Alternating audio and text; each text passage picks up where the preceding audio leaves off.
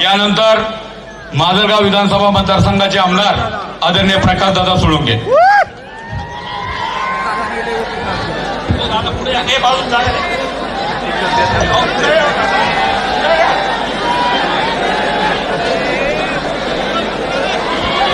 Hello,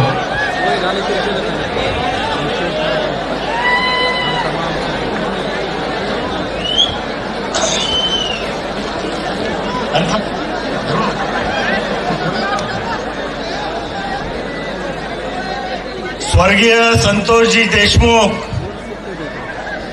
यांच्या कुटुंबियांना न्याय देण्यासाठी बीड जिल्ह्यातल्या कानाकोपऱ्यातून हजारो लाखोच्या संख्येनं आलेले सर्व बंधू भगिनी, तरुण मित्र, व्यासपीठावरील आदरणीय संभाजीराजे, आदरणीय मनोजदादा जरांगे पाटील, सर्व मान्यवर बंधूंनो आणि भगिनींनो, संतोष देशमुख यांची हत्या होऊन आज 19 दिवस झाले, तरी सुद्धा काही आरोपी अद्याप मोकाट आहेत, त्यांना अटक झालेली नाही। खंडणीतल्या आरोपी वाल्मिक कराड याला सुद्धा अटक झालेली नाही। या निमित्तानं मला एवढंच सांगायचंय की गेल्या 5 वर्षामध्ये 4 वर्ष धनंजय मुंडे या जिल्ह्याचे पालकमंत्री होते। या ठिकाणी पंकजाताईंनी सांगितलं की या धनंजय मुंडेंनी आपलं पालकमंत्री पद भाड्याने दिलं। कोणाला दिलं? वाल्मिक कराडला दिलं। एक घटनाबाह्य सत्ता केंद्र आणि पालकमंत्र्याचे सगळे अधिकार मिळाल्यानंतर यांनी पोलीस प्रशासनावर आणि संपूर्ण प्रशासनावर आपली झडप बसवली। फोन करून पोलीस स्टेशनला सांगायचं की ह्याला उचला, 307 मध्ये अडकवा, 302 मध्ये अडकवा। हजारो बेगुन्हा नागरिकावरती या ठिकाणी खटले।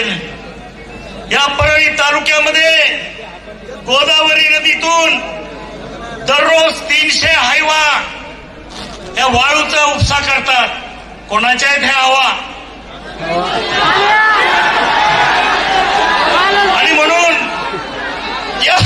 या ठिकाणी या सर्व गोष्टीला ज्यांनी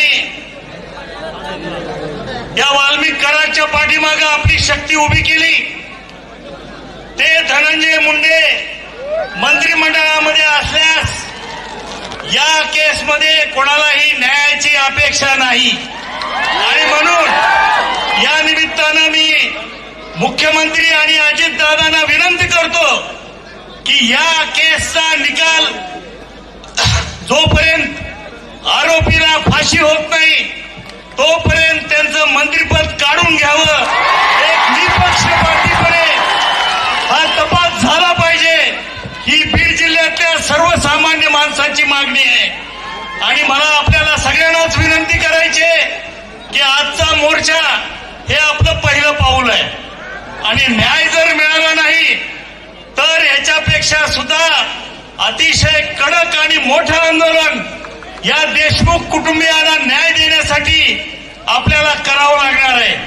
मी दुसरी विनंती करणार आहे, आम्ही माजलगाव तालुक्यातील सर्व राजकीय पक्षाच्या कार्यकर्त्यांनी एकत्रित येऊन जवळजवळ 40 लाख रुपयाचा निधी येत्या 4 तारखेला आम्ही मसाजोगला जाऊन या कुटुंबियाच्या स्वाधीन करणार आहोत।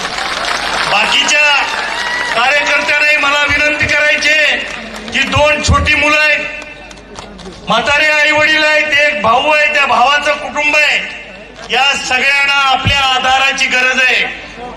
संतोष देशमुखचं कुटुंब हे प्रत्येकाने समजलं पाहिजे की माझं कुटुंब आहे आणि त्याला मदतीची गरज असताना आपल्या सर्वांना मला विनंती करायची आहे की जी काही मदत आपल्या हातून घडेल ती या कुटुंबियाला आपण सर्वांनी करावी। धन्यवाद। जय हिंद, जय महाराष्ट्र। श्रमलेल्या बापासाठी लेक नारळाचं पाणी, लढणाऱ्या लेकीसाठी बापू बुलंद कहाणी।